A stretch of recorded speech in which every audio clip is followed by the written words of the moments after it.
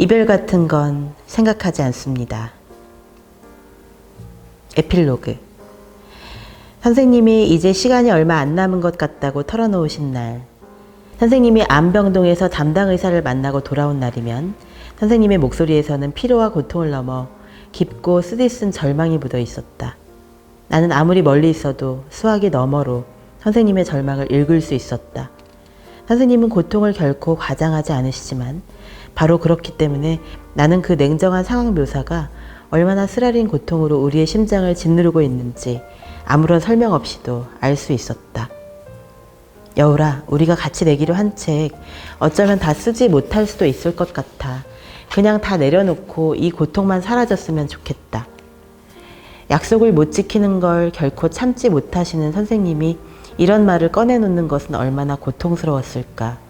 선생님은 음식물을 삼키지 못하셨고 허리 통증 때문에 눕기도 서기도 앉기도 힘드셨고 그렇게 좋아하시던 책을 더 이상 읽지 못하실 정도로 쇠약해지셨다. 책을 읽을 수 없다니, 글을 쓸 수 없다니. 내가 제일 두려워하는 두 가지이다. 아마도 내게도 언젠가는 다가올 참혹한 고통이다. 선생님은 먼 훗날 언젠가가 아니라 바로 이 순간 매 순간 그 고통을 견뎌내고 있다.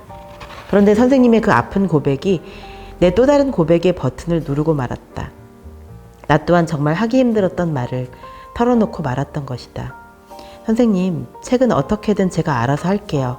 아무 걱정 말고 몸이 나아지는 데만 집중하셔야 해요. 그런데 선생님이 이미 아시겠지만 그래도 말로 소리내어 표현하는 것은 그저 머릿속으로 생각만 하는 것과 너무 다른 것 같아요. 그러니 너무 부끄럽지만 그냥 말해버릴게요. 선생님, 여울이가 선생님을 아주 많이 사랑해요. 아주 많이 힘드실 때도, 도저히 안 되겠다 싶으실 때도 우리가 함께 만들 책을 생각하시면서 우리가 함께 느낀 그 수많은 아름다움을 떠올리시면서 조금만 더 버텨주세요. 제발 버텨주세요. 더 많이, 더 여러 번 사랑한다고 말하지 못한 것이 후회스럽다고. 그런 말을 꺼내놓기도 전에 눈물샘이 먼저 터져버렸다. 뭐라고 몇 마디 문장을 더 중언부언한 것 같은데 가슴이 울렁거리고 눈물이 앞을 가려 뭐라고 중얼거렸는지 생각조차 나지 않는다. 그런데 놀랍게도 항상 감정을 완벽하게 절제하시던 선생님이 내 말을 들은 지 1초도 안 되어 마치 반사신경의 작용처럼 이렇게 대답하시는 것이었다. 그래 여울아, 나도 무지하게 사랑해. 마치 어린아이를 달래듯 내가 먼저 떠나가더라도 너무 오래 슬퍼하지 말라는 듯 선생님은 사랑해란 말의 끝자락을 애틋하고도 고슬프게 끌어올리셨다. 나는 어렵게 선생님께 사랑을 고백했지만 선생님은 나에게 사랑을 표현하는 것이 전혀 어렵지 않았던 것이다. 선생님은 마치 최고의 탁구 선수가 평소에 매일 훈련을 하다가 문득 상대편에서 넘어오는 1000번째 공을 무심코 받아내듯이 내 사랑한다는 말에 무지하게 사랑해라고 받아주셨다. 나의 사랑해요와 선생님의 무지하게 사랑해는 마치 처음부터 한 몸이었던 것처럼 어우러져 인어공주의 마지막 물거품처럼 아름답게 공중으로 흩어져 버렸다. 그 순간 깨달았다.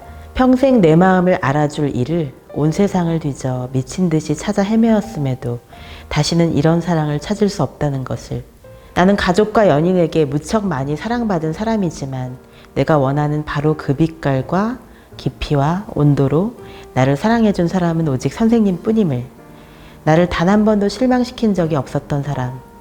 사랑한다는 이유로 날 괴롭히지 않은 유일한 사람. 내 사랑을 뻔히 안다는 이유로 내 사랑을 교묘하게 이용한 적이 한 번도 없는 사람. 내 사랑을 단 한순간도 거절하거나 무시한 적이 없었던 사람. 그런 사람은 오직 황광수 선생님뿐임을. 남녀 간의 사랑, 가족 간의 사랑, 친구와의 사랑에는 필연적으로 폭력성과 증오와 원망이 아주 조금이라도 서려 있기 마련인데 선생님과 나 사이의 사랑에는 그 어떤 사소한 서운함마저도 전혀 존재하지 않았다. 선생님은 내게 가족도 연인도 또래 친구도 아니지만 이 세상 사람에게는 구할 수 없는 아무것도 더 바랄 게 없는 완전한 사랑을 처음으로 주고 또 주셨던 것이다. 나는 사랑해보다도 그 무지하게 놀랐다.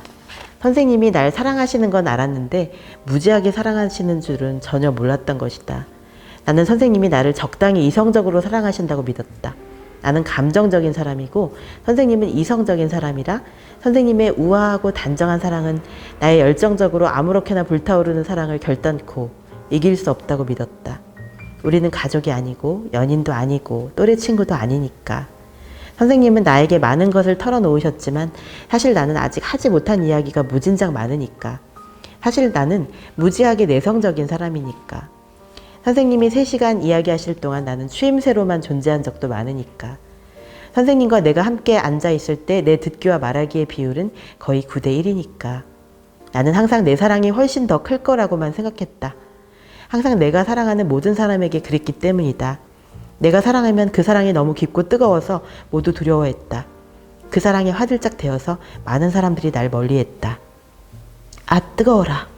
멀리서 볼 때는 우아해 보이지만 내가 가까이 다가와 보니 너무 뜨겁게 타오른다는 것을 알고 많은 사람들이 나를 미련 없이 버리고 떠나갔다. 네 감정의 온도는 너무 뜨거워서 보통 사람들이 감당하기 어려워. 내 사랑을 이해하지 못한 사람들은 내게 그런 말을 하며 떠나갔다.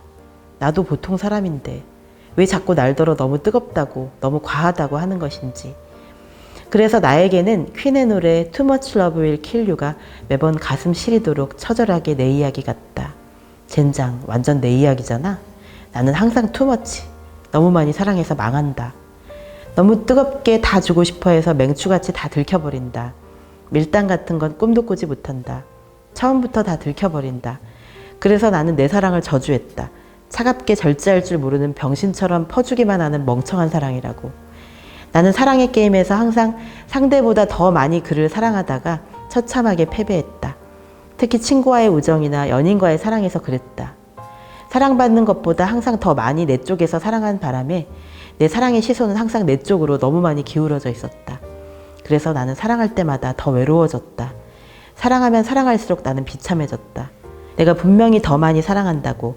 항상 내 쪽에서 발사되는 사랑의 화살은 저쪽에서 내게로 날아오른 사랑의 화살보다 강력하다며 어리광을 부렸기에. 하지만 단 1초 동안의 시간, 선생님이 나에게 무지하게 사랑해 라고 해맑게 온 힘을 다해 말씀하시곤 미련 없이 툭 통화음이 끊어지던 그 순간, 그 무지하게라는 단어의 울림이 무진장의 넓이를 확장되는 느낌이었다. 원래는 무지하게란 끝없이 지나치게라는 뉘앙스이지만 내게는 그 순간 무지하게가 무지, 알 수 없음으로 들려서 더욱 아름다웠다. 왜 사랑하는지 알 수 없을 정도로, 얼마나 사랑하는지 알 수 없을 정도로 나를 사랑한다는 말로 들려서 더욱 아름다웠다. 사실 내 마음이 그랬으니까. 이제야 제대로 고백할 수 있을 것 같다. 선생님, 제가 얼마나 선생님을 사랑하는지 저도 모를 정도예요. 그러니 선생님이 저를 얼마나 사랑하시는지는 저도 모르는 게 분명해요. 하지만 더욱 분명한 건 우리는 서로를 아무런 계산 없이 사랑한다는 거예요. 가족처럼 피가 섞이지 않았음에도 불구하고 커플처럼 서로 더 많이 사랑받고자 안달할 필요도 없이 내가 너를 사랑하는 것보다 네가 나를 덜 사랑하는 것 같아라는 초조함 따위는 전혀 필요 없이 우리는 서로를 아무런 꿀밈 없이 사랑하잖아요. 그러니 제발 일어나 주세요. 그러니 제발 아무 일 없었다는 듯 웃으며 저에게 소주와 순댓국을 사주세요.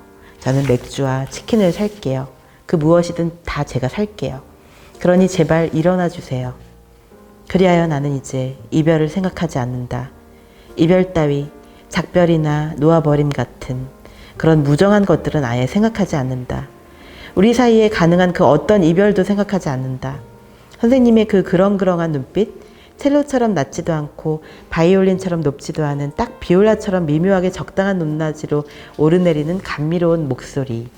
심각한 이야기를 할 때는 일단 눈썹을 먼저 양손가락으로 싹 쓸어 올리고 양팔에 소매를 매만진 다음 술상을 한번 꼭 붙드는 그 익살스러운 몸짓. 내가 신문에 글을 쓸 때마다 아침 7시쯤에 디지털도 아닌 종이신문으로 한 글자도 빠짐없이 다 읽어내신 다음 불이 나게 아름다운 감상평을 쓰셔서 긴 문자 데이터 메시지로 보내주시는 그 정성스러움. 내가 아마존 킨들로 전자책 사보는 법을 가르쳐드렸더니 한 달 만에 영어로 된 전자책을 수백 권 구입해버리신 그 무시무시한 학구열. 이제 돈도 데이터도 남아있질 않네. 너털 웃음을 지으시던 그 푸근함. 한국에 번역되지 않는 영어 소설이나 독어책을 늘 끼고 다니시며 내게 그 아름다운 문장을 직접 번역하셔서 들려주시던 경이로운 문장력과 놀라운 외국어 실력. 선생님, 전 불어 못하잖아요. 이걸 어떻게 읽을까요? 엉엉 우는 소리를 하는 나에게 잃어버린 시간을 찾아서 불어판을 선물해 주시며 언젠간 꼭 읽을 거야. 믿어 의심치 않는 눈빛을 쏴주시는 그 잔뜩 기대감 부푼 얼굴. 이승원 선생님과 함께 우리 세 사람이 무려 2달간이나 취재차 유럽 여행을 떠났을 때 음식이 입에 맞지 않아 무려 4kg이나 빠지셨으면서도 단 하루도 흐트러지거나 힘겨운 모습을 보여준 적이 없었던 그 초인적인 꼿꼿함. 그 모든 찬란한 황광수 특집 퍼레이드를 이 세상에서 다시 볼 수 없는 그 끔찍한 날이 오더라도 우리 사이에는 이토록 영원히 무지한 사랑이 눈부시게 가로놓여 있다. 내 사랑은 무지하다. 그래서 비로소 완전하다. 내 사랑은 계산도 분석도 예측도 불가능하기 때문이다. 나의 이토록 덜 떨어진 사랑과 선생님의 그토록 완전한 사랑은 놀랍게도 완벽한 조합을 이루어 이토록 눈부신 마지막 왈츠를 추고 있으니까. 선생님과 함께 마지막 왈츠를 추며 나는 이제야 비로소 깨닫는다.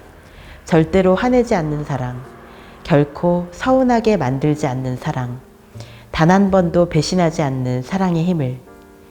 내 등 뒤에서 나를 조용히 토닥이는 선생님의 따스한 손길, 그 보이지 않는 응원을 분명히 느끼며 2021년 정여울